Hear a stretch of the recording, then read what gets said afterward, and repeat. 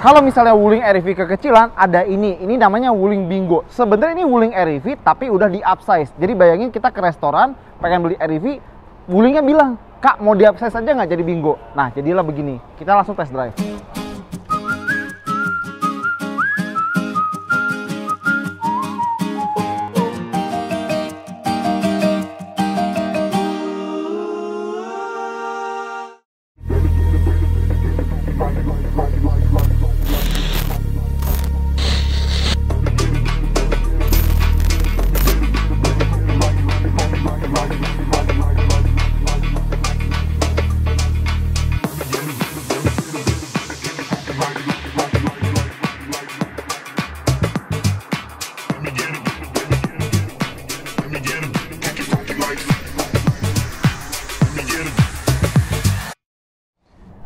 Oke, kita langsung masuk dan pertama-tama di sini dia punya 4 mode berkendara. Ada Eco, Eco Plus, Standard sama Sport. Jadi yang standar, yang Sport harusnya responnya lebih bagus.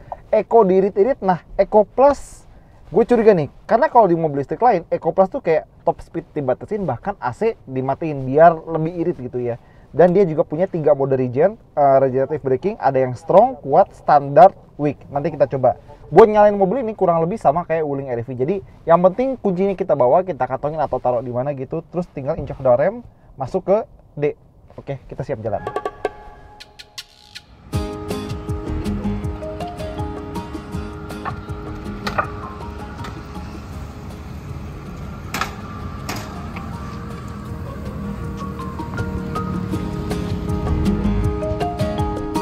Sekarang kita udah jalan, dan yang pertama pengen gue komentarin adalah posisi nyetirnya. Kalau misalnya kalian benar-benar pakai mobil ini sendiri, kalian nyetir sendiri, kalian akan ngerasa kalau mobil ini tuh lebih mobil daripada Wuling REV, terutama dari posisi duduknya gitu ya. Kenapa? Karena kayaknya posisi joknya juga beda, dia lebih tinggi sedikit. Kalau si Wuling REV kan posisi nyetirnya agak-agak aneh gitu, kayak dashboard di bawah, setir di bawah, tapi kita duduknya agak tinggian. Ini lebih ergonomis, tapi masih ada mobil lain yang lebih ergonomis, tapi ini juga udah cukup baik. Oke, sekarang kita ada sesi akselerasi, jadi kita masukin mode sport aja, tanggung, udah ada tracknya. 1, 2, 3. Sebenarnya emang sih ya, torsinya yang lebih main daripada tenaganya. Ini kita udah mode sport dan begitu digas gitu ya, dia nggak langsung meledak-ledak, tapi ada jedanya baru dia maju. Memang kuat, tapi ingat dia cuma 125 atau 150 Nm tergantung varian. Nah, sekarang kita juga punya kesempatan buat cobain regenerative brakingnya. Jadi sekarang kita di mode weak, kita bakal coba lepas gas. Dia nggak ada retainnya, dia meluncur aja kayak mobil biasa. Coba yang standar. Ini kita gas lagi. Sedikit lebih nahan, tapi benar-benar sedikit, apa nggak terlalu noticeable lah. Sekarang kita pindah ke strong. Coba kita gas dulu.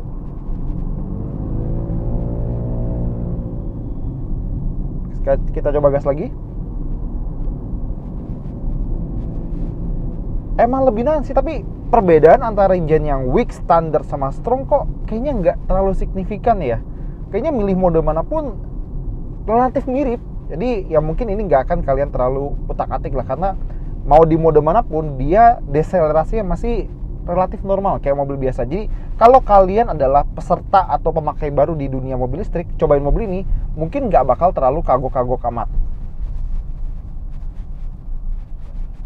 Nah, salah satu perbedaan yang paling mendasar antara ini sama Wuling REV adalah kalau misalnya pakai Wuling REV, kita udah masuk D dan kita nggak injak pedal apapun, dia nggak akan jalan. Dia baru jalan kalau kita injak pedal gas.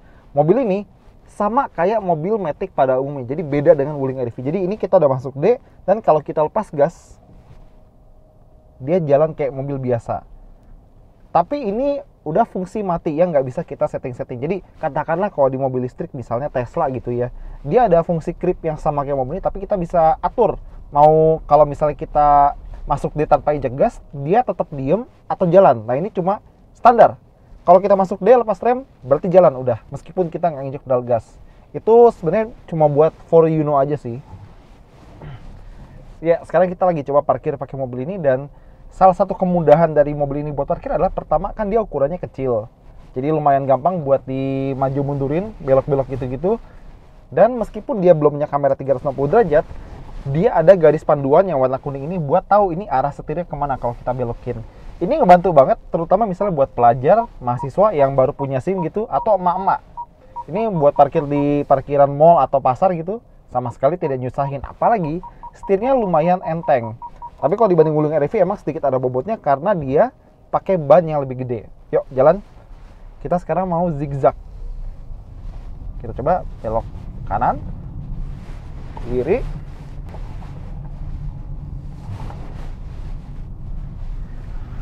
Ya, balik lagi karena kan baterainya yang gede itu ada di bawah. Jadi titik beratnya bagus dan mobilnya kerasa nggak banyak main, terutama bodinya nggak banyak kiri kanan. Tapi meskipun kita belum lewat jalanan jelek pakai mobil ini, gue berani asumsi kalau harusnya bantingannya lebih lembut daripada Wuling REV. Kenapa?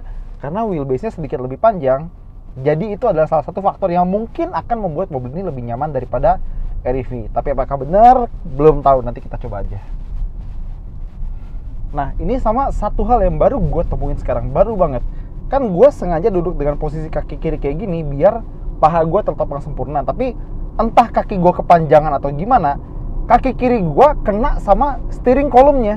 Jadi emang nggak di cover. Jadi mungkin harusnya bagian situ di cover kali ya. Tapi ini gue doang sih, nggak tahu kalau misalnya kalian nggak kena atau mungkin postur kalian beda sama gue, mungkin kalian tidak akan mengalami hal yang serupa. Sama kalau kita bicara kekedapan, sebenarnya belum pantas-pantas amat kita buat ngomong kayak gitu. Kenapa? Karena sekarang kita di sekitaran Nava Park, ini aspalnya ya standar lah, nggak mulus-mulus amat. Kita kecepatan 38 aja, suara-suara aspal itu, suara-suara ban itu agak masuk dikit-dikit.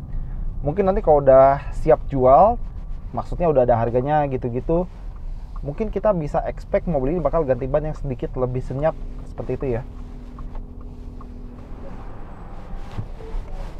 Oke, di sini kita bisa nyobain auto vehicle holdingnya atau auto brake hold ya. Tombol di sini kita udah aktifin. Kita lepas pedal rem, dia nggak akan meluncur ke bawah. Nah, coba kita gas. Apakah tanpa kita gas dia udah cukup kuat buat nanjak? Oh enggak. Harus dipacu dikit, kita injek dikit pedal gasnya. Nah, mumpung kita bisa bahas mobil ini power window supir, dia udah auto down. Tapi tidak auto up. Ya, kalau misalnya harganya terjangkau buat ukuran mobil listrik sih mungkin akan kita maklumi ya. Tapi baik lagi, kita belum tahu harganya. Jadi mau bikin kesimpulan juga agak-agak bingung nih. Ya, kita udah nyetir dan sedikit bahas penampilan aja ya. Soalnya kita udah pernah bikin videonya juga, ada di situ. Penampilannya emang bulat, gemoy, lucu dan menggemaskan. Jadi kalau di jalan, terutama kalau lewatin di kerumunan emak-emak atau perempuan-perempuan gitu ya, pasti pada ngeliatin karena gemes. Dan kalau misalnya kita lihat ya, dia tuh mirip sama Fiat 500. Jadi buat yang beli jangan coba-coba buat pasangin logo Fiat depan sama belakang, ketahuan banget KW-nya. Nah, dia pakai pelek kaleng, pakai dop, dan kalau kita irit tadi kayaknya PCD-nya itu 4x100. Jadi harusnya mobil ini lebih gampang buat ganti pelek daripada Wuling REV. Nah, ini bagian belakangnya. Sekarang ada di bagasi yang pengen gue bahas nih. Nah, kalau misalnya kalian lihat di bawah sini ada coakan. Logikanya adalah kalau ada coakan berarti taruh tangan di sini dong buat buka bagasi. Nah, kita ada raba-raba, ternyata nggak ada apa-apa. Buat buka bagasinya di sini ada stikernya nih. Buka bagasi di sebelah sini. Kenapa nggak langsung aja di sini gitu? Jadi kan dua kali kerja kayak tet seperti itu. Nah, tapi ini adalah salah satu keunggulan si Bingo ini. Bagasinya gede. Oke, mungkin kalau kalian lihat sekilas kelihatannya kok lantainya tinggi ya, tapi ini bisa dibuka. Jadi pas kita buka itu ada sejenis ember kiri kanan. Nah, kalau embernya kita buka lagi, bagasinya itu ke dalam banget. Makanya ada koper, buku, karpet, kotak, tas, apalagi koper lagi, semuanya muat. Jadi biarpun kecil tapi bisa muat banyak di dalam. Dan sebuah inovasi dari Bingo EV yang belum ada di REV adalah pintu buat ke baris kedua. Ya, dia 4 pintu. Jadi kalau misalnya kalian sering bawa orang di belakang, orangnya yang duduk di belakang bisa duduk dan masuk keluar dengan enak. Oke, jadi kesimpulan singkatnya gimana? Kita udah cobain, ternyata memang si Bingo EV ini lebih enak daripada REV. Lebih mobil lah gitu. Bisa muat 4 orang, bagasi gede, segala macam, dan bentuknya juga nggak kalah gemes. Jadi kalau misalnya kalian nggak cocok dengan Wuling REV karena entah kayak mainan lah, kayak serutan anak SD lah, segala macam, ini kelihatan lebih mobil dan tetap ada pesona lucunya. Apalagi ini mobil listrik. Nah, Sayangnya harganya belum tahu. Nyetirnya lebih baik, terus bentuknya juga lebih proper. Tinggal harga nih, yang pasti nggak akan lebih terjangkau dari Wuling EDV. Gimana menurut kalian? Mungkin kepala 3 gede atau kepala 3 menengah, 350 gitu-gitu? Tulis prediksi harga kalian di kolom komentar. Oke, itu aja kali ini. Thank you banget udah nonton. Jangan lupa like, komentar, dan subscribe.